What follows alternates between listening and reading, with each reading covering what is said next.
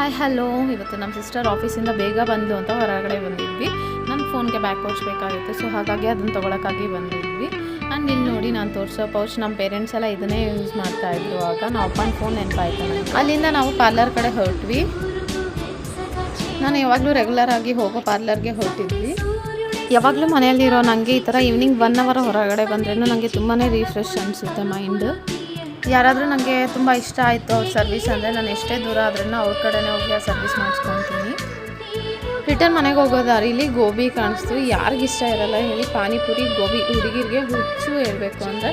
ಅದೇ ಥರ ಅಲ್ಲಿ ಡ್ರೈ ಗೋಬಿ ಇಸ್ಕೊಳ್ತೀನೋ ಅಭ್ಯಾಸ ಎಷ್ಟು ಚೆನ್ನಾಗಿದೆ ಹೇಳಿ. ಗೋಬಿ ಮಾತ್ರ ಸಖತ್ತಾಗಿತ್ತು, ಬಿಸಿ ಬಿಸಿ ಇತ್ತು, ತುಂಬಾ ಬಿಸಿ ಇತ್ತು.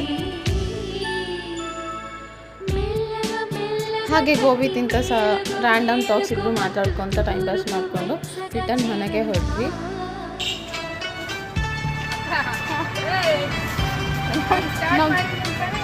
ಅಲ್ಲ B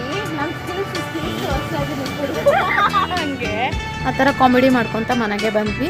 thank you so much for watching this video. And next ವಿಡಿಯೋದಲ್ಲಿ ಸಿಗೋಣ. ಅಲ್ಲಿವರೆಗೂ ಬಾಯ್, ಟೇಕ್ ಕೇರ್.